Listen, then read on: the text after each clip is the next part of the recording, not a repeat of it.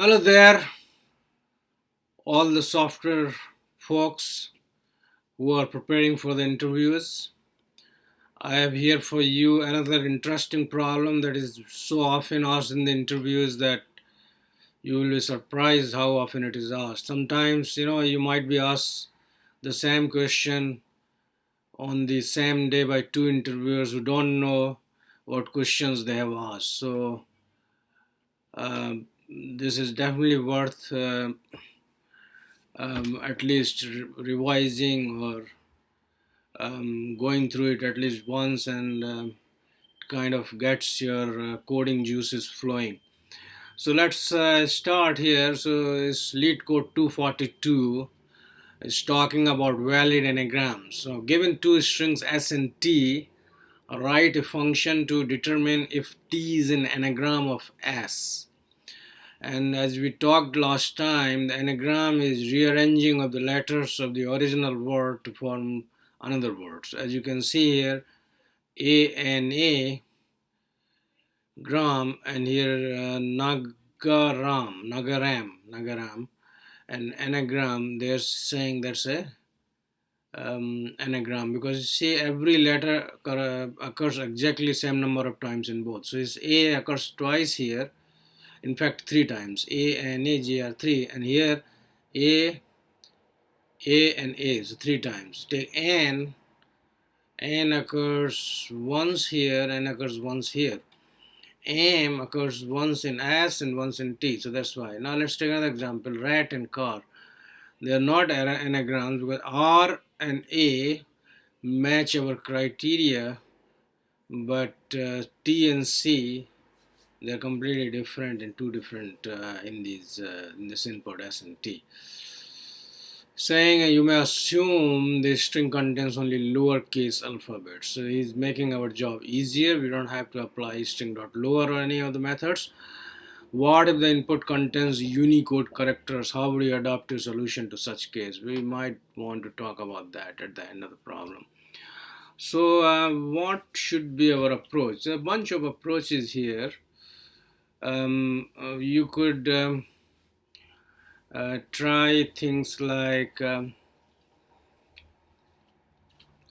example, what if we we add each letter in S to a set and each letter in T to a set, and then we do a difference of these two sets and if it is equal to 0, that would give us, so it's, imagine we have a set 1 equal to set and set 2 equal to set.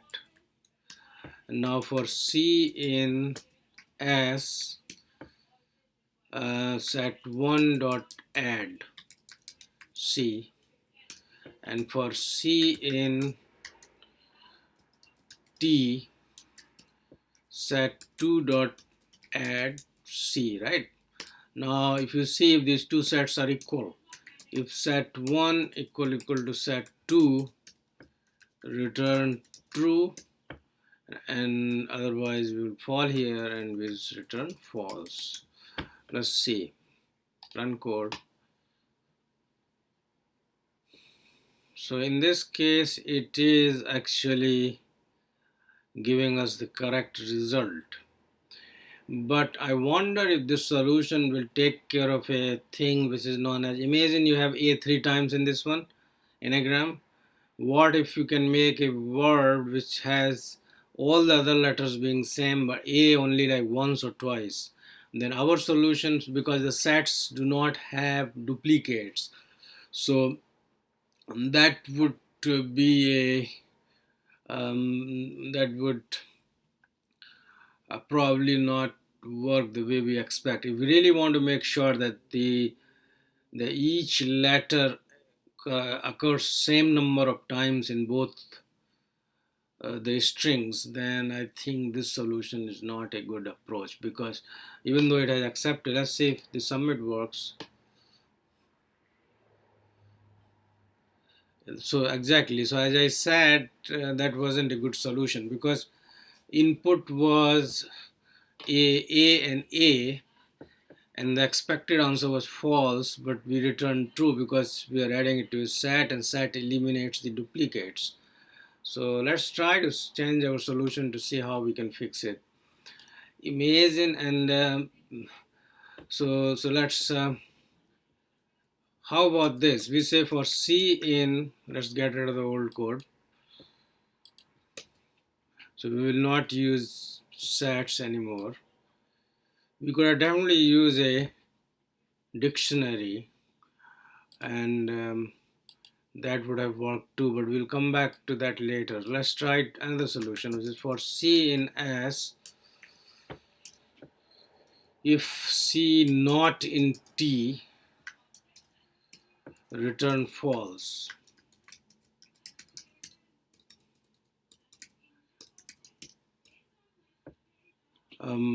Otherwise, if we come here, then you return true. Would that be a good thing? Let's see that. It passes. Again, we have the wrong answer because, so for example, for C in S, if C not in T, return false, would not pass for a case like A and AB, because it doesn't basically meet the criteria that each letter should occur same number of times in both. Because so first of all, I guess this would have been solved by saying if the lengths are not same, if len s not equal to len t, then also we return false.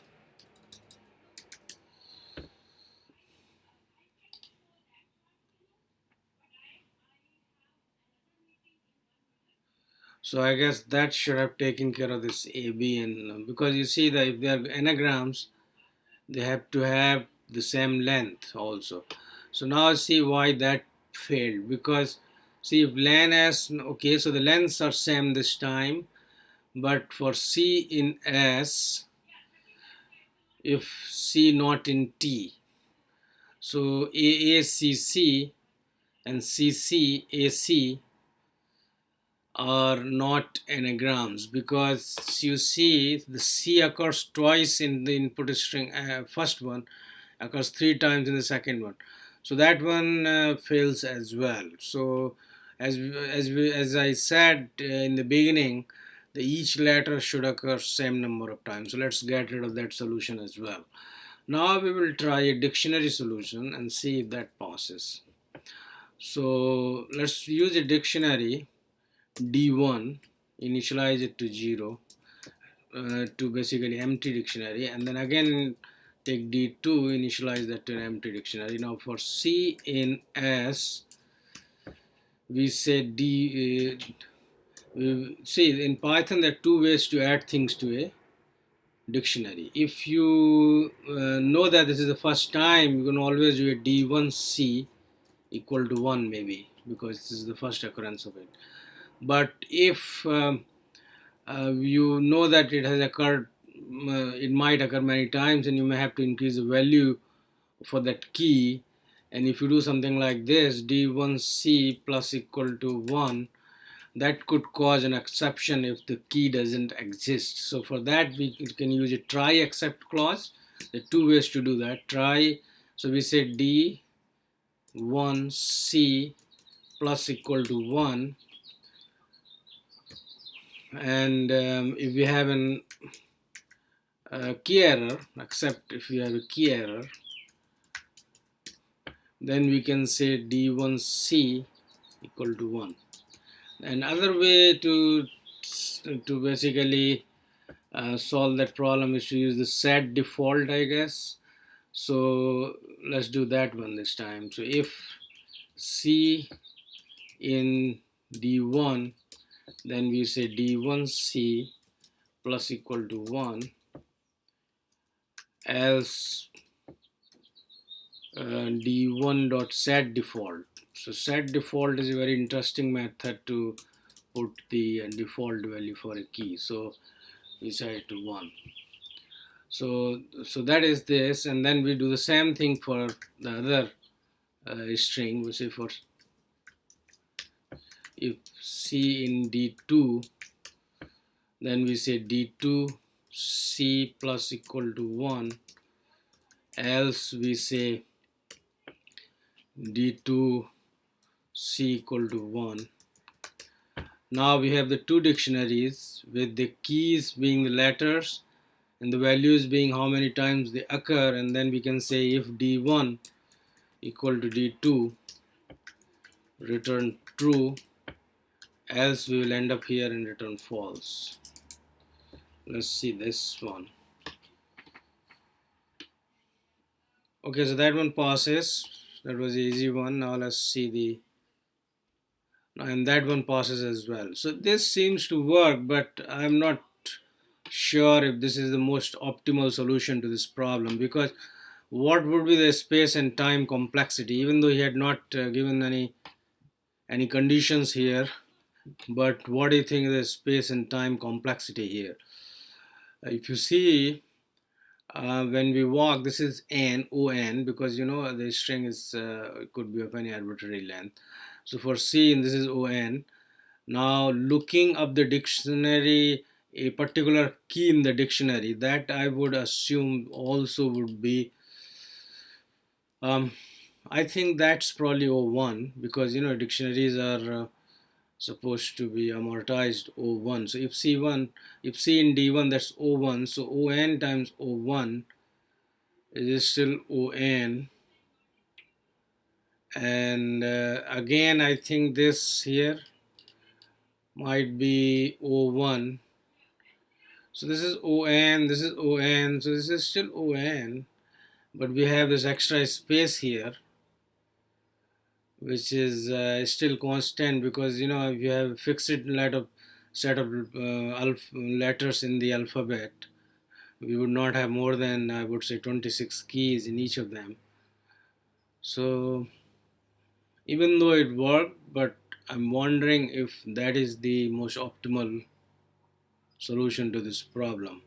How about if we try another approach, which is we have two arrays. Let us say we have a list for each character in the alphabet. That is, if I say list 1 equal to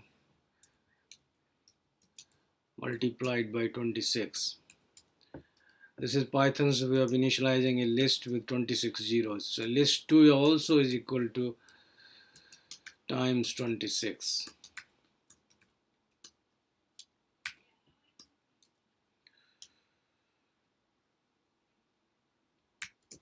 Okay, now we have list 1, list 2, and then what we do is we walk string 1. So we say, let's get rid of this previous code. Now for C in S, we get in the index in the alphabet. We like, if it is A, then it will be 0, B it is 1. So index equal to odd. By the way, this is how you get the ASCII value of the character. So odd C minus odd A. So that gives us the index, and then we say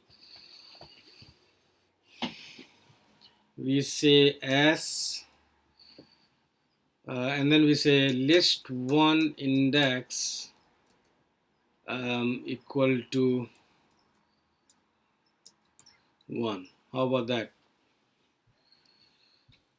So for each character, we would in the string, we would update its count in the arrays or list. In this case, Python's kind of built-in list, which almost behaves like an array. So here we are. Now let's do the same thing for T.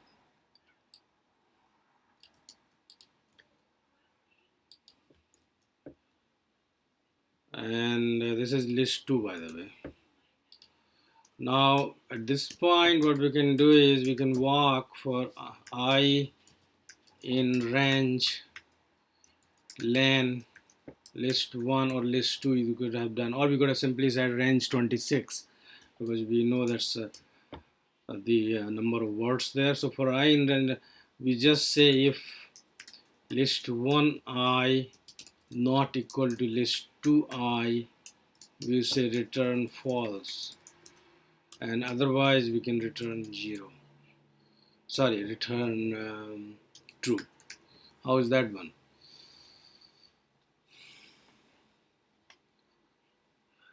That one is almost like our dictionary thing, but we don't have the complications, I would say, of dictionary, of set default and things like that, or try and accept and those things. So let's see if that one is accepted.